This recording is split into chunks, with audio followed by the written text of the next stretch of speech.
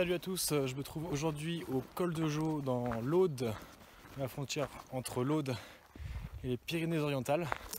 Et nous allons gravir le pic Madrès, culminant à 2467 mètres d'altitude et qui est le point culminant de l'Aude. Allez, c'est parti!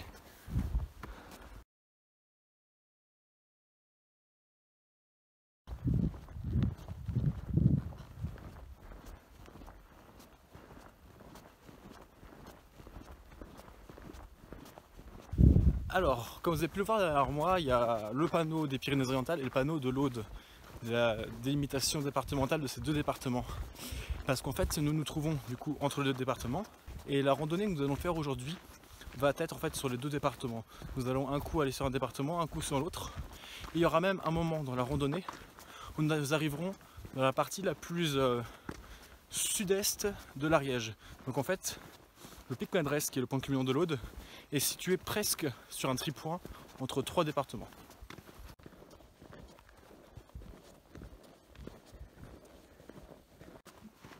Alors du coup, je fais cette randonnée le 29 octobre 2021.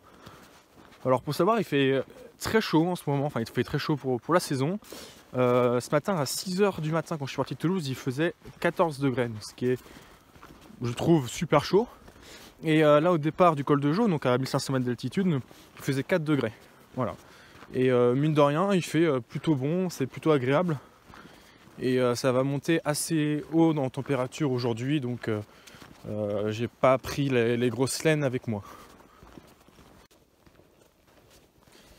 Alors pour ceux qui se demandent, qu'est-ce que c'est que l'Aude? Alors l'Aude, c'est déjà un prénom féminin, plutôt joli, mais c'est surtout un département français. Un département français de la région Occitanie, donc du sud de la France, anciennement Languedoc-Roussillon.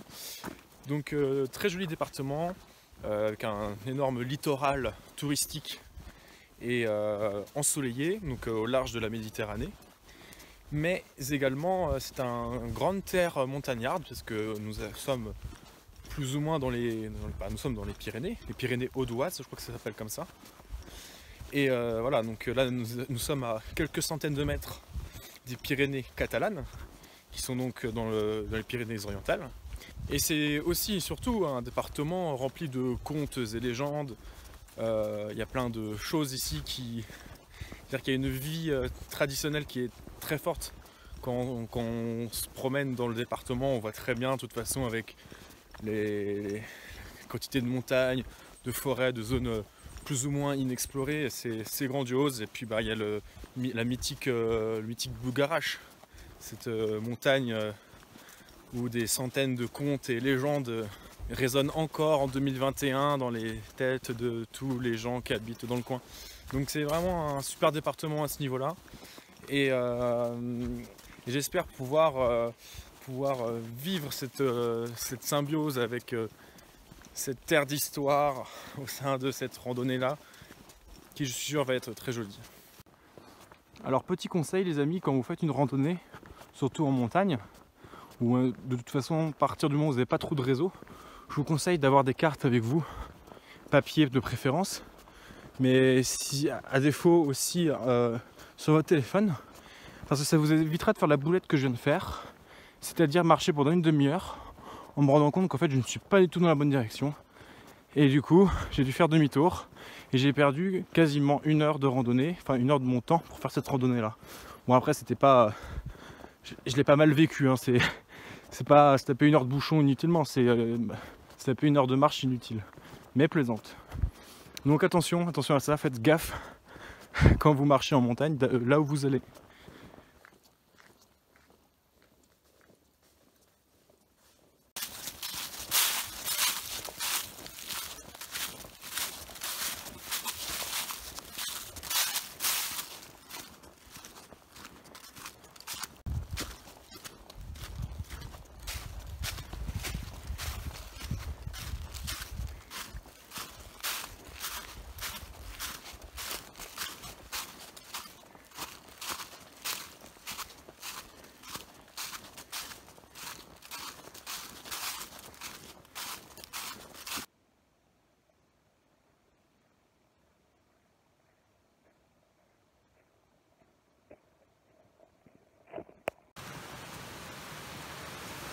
Voici le ruisseau de la Castellane qui prend sa source dans le massif du Madrès, au niveau du pic. Hein.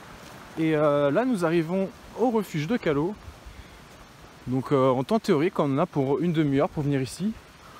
Il y a 40 mètres de dénivelé par rapport au col de Jaux, positif. Donc c'est vraiment sympa. C'est un chemin forestier très accessible, très agréable. Donc voilà, super endroit pour faire une halte. Et là, qu'est-ce qu'ils nous disent? Départ itinéraire 7h30. Ah ouais, 7h30 ça fait beaucoup. Ça fait plus que prévu.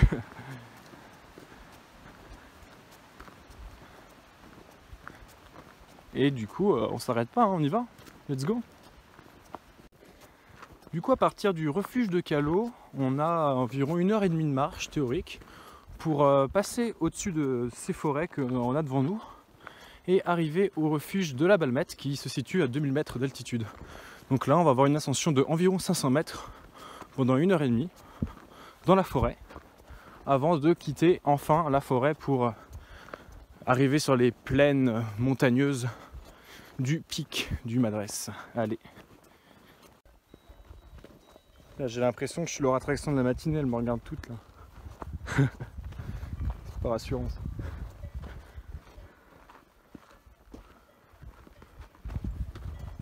Salut cocotte.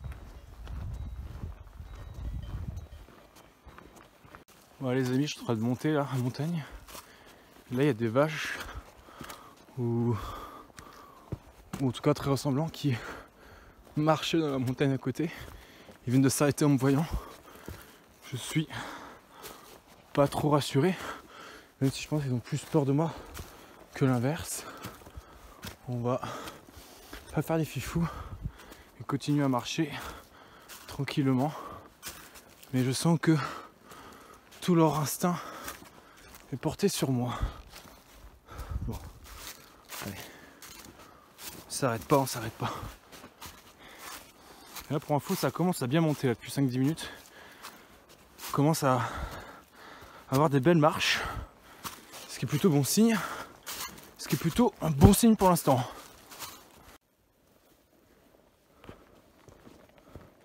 On voit qu'il commence à faire de plus en plus clair là dans le sentier que je parcours depuis tout à l'heure, depuis une dizaine de minutes. On voit qu'il y a des espaces de plus en plus ouverts, alors je reste toujours quand même dans une forêt. Et là sur ma gauche, bon c'est encore très forestier assez haut, mais à droite derrière ces arbres, je vais essayer de zoomer un peu, derrière c'est rocailleux. Et je pense qu'on va s'approcher assez rapidement de ce style de décor. Parce que mine de rien, j'ai aucune idée de quelle altitude on est entre 1500 et 2000. Mais bon, ça fait quand même quelques temps que je grimpe, donc je pense être aux alentours de 1800 mètres, 1850. Et on va commencer du coup à quitter la partie forestière de cette randonnée, d'ici quelques minutes, hein, pas tout de suite, mais dans quelques minutes, pour rentrer dans une partie plus aérée, plus pleine et plus rocailleuse.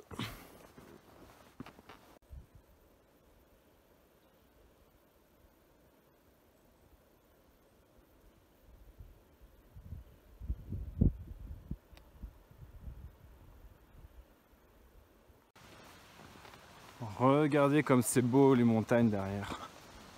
On se sent petit hein, derrière ça. C'est vraiment joli là avec le soleil. Et je suis hyper content que cette période de l'année, la température et le soleil soient au rendez-vous. Ça rend la rando vraiment agréable. Et du coup j'en profite pour vous présenter le ruisseau de la Castellane que je vous ai déjà présenté précédemment dans la vidéo. Que nous allons refranchir à nouveau. Voilà. Et je pense que nous allons nous diriger plus ou moins par là. Alors c'est une hypothèse. Et comme toute hypothèse que j'ai l'habitude de faire, elle est à prendre avec des pincettes. Parce que bien souvent je me trompe. Mais bon, de toute façon pour l'instant c'est bien balisé. Hein. C'est balisage un trait jaune.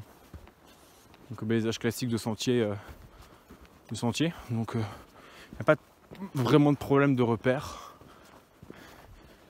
Il n'y avait pas 40 000 randonnées, il faut juste pas se tromper de chemin au départ, comme j'ai pu faire. Mais après c'est bon. Vous avez vu, le décor change là. Hein. Là, il n'y a plus rien au-dessus de nous, à part un joli ciel bleu. Et d'avoir encore un peu de végétation, je pense, enfin de forêt. Et bientôt quitter cette végétation, mais vous avez vu autour, c'est vraiment magnifique.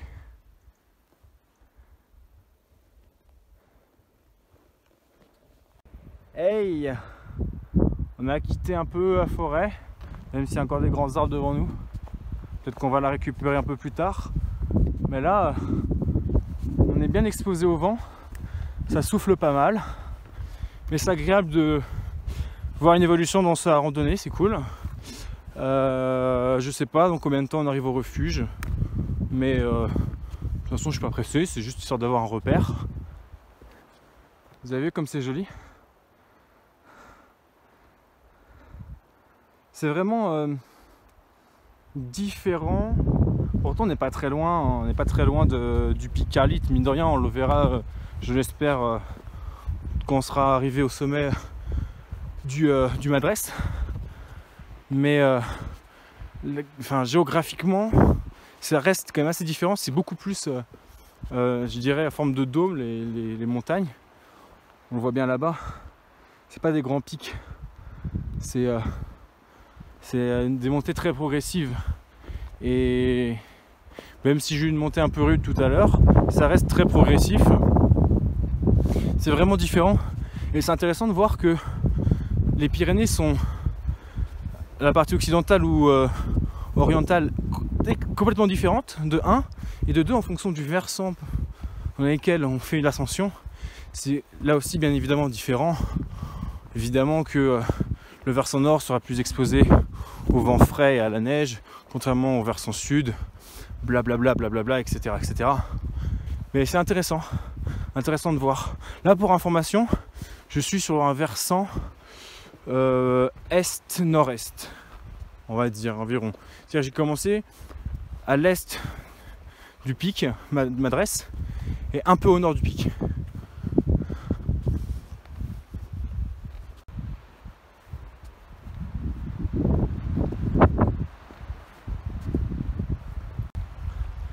Ah, il commence à avoir beaucoup de vent là.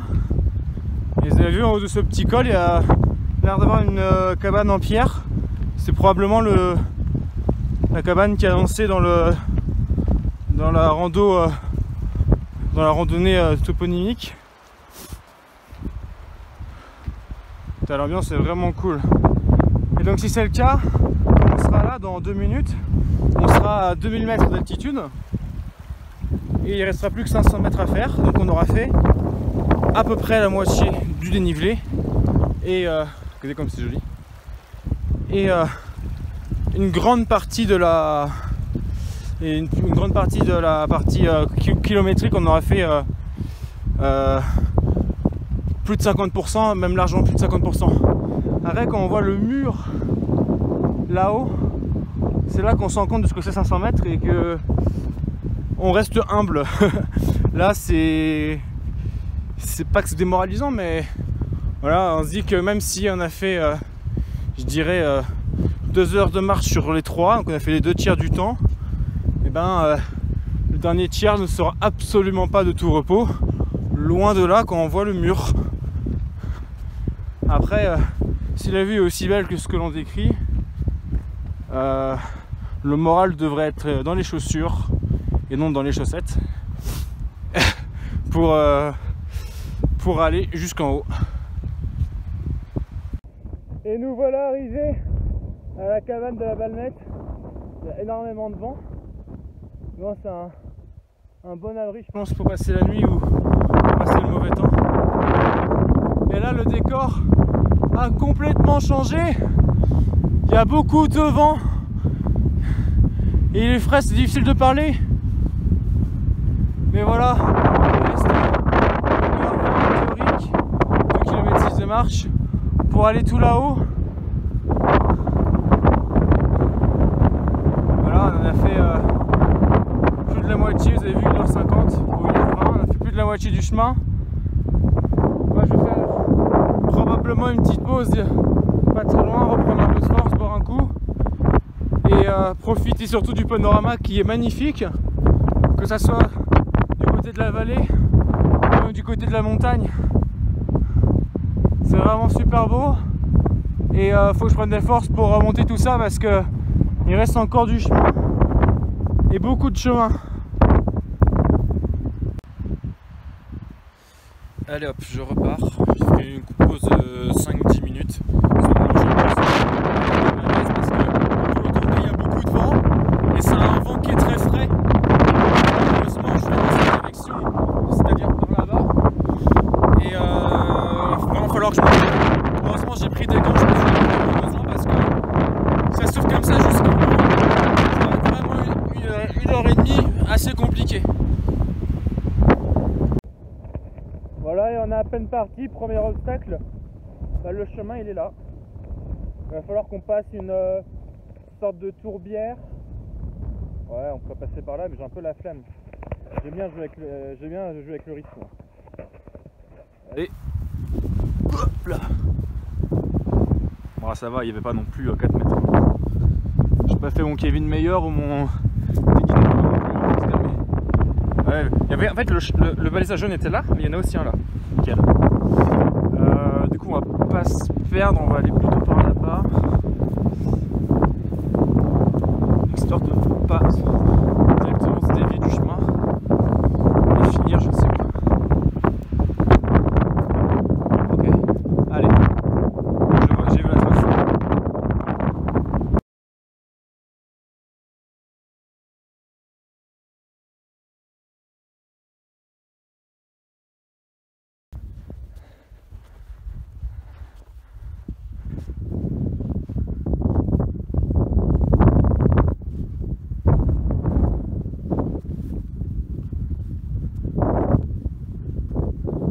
Bon, il y a toujours beaucoup de vent et ça me rassure pas trop parce que derrière le ciel est bleu, c'est joli, mais là-bas le ciel est gris, il est en train de se dégager, mais il y a 30 secondes il était vraiment gris, assez foncé et c'est pas très rassurant. Du coup je marche avec précaution, j'ai pas envie de me choper un orage, j'en sais rien. Normalement il y a pas de précipitation de prévu, mais en haute montagne on sait jamais, le temps peut changer très très vite. Allez, on rattaque un nouveau versant qui laisse entrevoir le chemin zigzag là-haut. On va sûrement passer après derrière là-bas. C'est bien, on arrive un peu à se projeter sur le chemin et c'est encore une fois bon pour le moral. Je me répète beaucoup, mais c'est vrai que quand on voit un peu la hauteur de ces montagnes et quand on est en bas, c'est assez démoralisant, et voir qu'on avance étape par étape et qu'on arrive à se projeter, c'est assez agréable. Je pense pas qu'on voit le sommet encore, je pense pas qu'il soit là. Si j'ai bien compris, il est caché, vu que c'est en forme de dôme. Il y a beaucoup de vent, je sais pas si vous m'entendez encore, mais quoi qu'il arrive, on se rapproche. Je vous avoue que c'est dur là, j'avance vraiment lentement. C'est vraiment dur, je suis pas dans ma meilleure phase là, mais faut pas abandonner, faut pas lâcher, faut pas s'arrêter. Après ça va, la vue elle motive, hein. Mais il faut faire des grandes enjambées, les jambes commencent à ramasser, et même si on commence à entrevoir le bout du tunnel,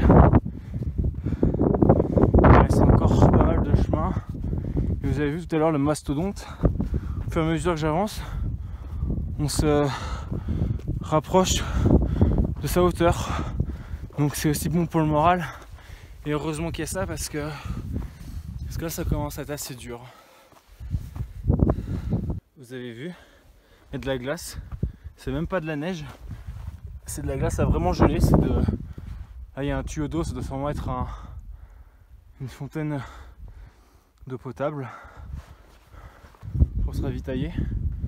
Et fin octobre, bah, c'est gelé. Parce que c'est vrai que là le vin est vraiment froid. Après de là que ça gèle, ça m'étonne quand même un peu. Mais c'est pas complètement incohérent non plus. Regardez-moi ça les amis. Vous avez vu un peu comme c'est beau. On vient de finir la grosse pente et il y a toujours du vent. Mais on arrive sur la partie finale de cette randonnée, qui n'est pas des moindres, parce que ça monte toujours beaucoup. Mais c'est la partie finale, la partie du dôme, si je peux la dire comme ça. Et j'aurais du coup du mal, vu la forme de la montagne, à savoir quand on arrive en haut, vu qu'on ne voit toujours pas le sommet. Mais on s'y approche à coup sûr. Qu'on compare avec là-haut, on est presque à la même hauteur. Donc c'est qu'on est plus très loin et on devrait y arriver d'ici quelques minutes. Ah les amis, je crois qu'il se passe quelque chose juste là. Je crois que nous arrivons sur quelque chose de sérieux là. Sur quelque chose de très sérieux. Je pense pouvoir affirmer avec quasi certitude qu'ensemble, vous et moi, nous allons arriver sur le point culminant du département de l'Aude, le pic Madrès, culminant à 2467 mètres d'altitude. Nous y voilà, enfin, les amis, ça aura pas été de tout repos, loin de là, mais c'est avec énormément de bonheur que je découvre avec vous cette vue magnifique. Regardez-moi ça comme ça.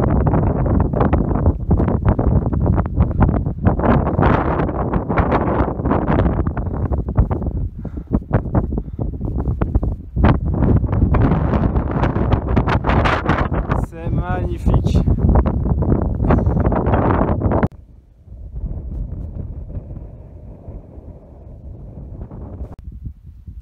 Alors après vérification, donc je suis bien au pic Madrès.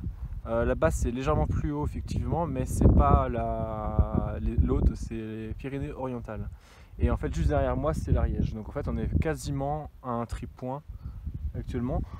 Si je ne dis pas de bêtises, le tripoint c'est au niveau de ce mont juste en face. Ou à quelques dizaines de mètres près.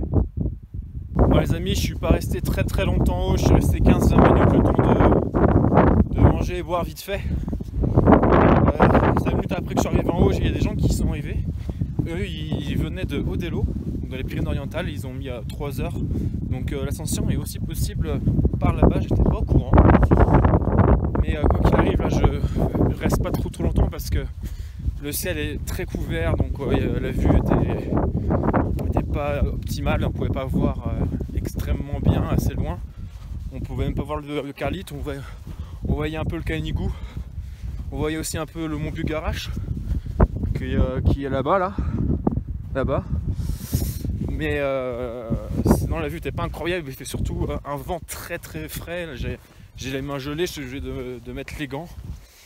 Donc je vais pas perdre trop de temps à rester en haut, même si la vue restait quand même très belle.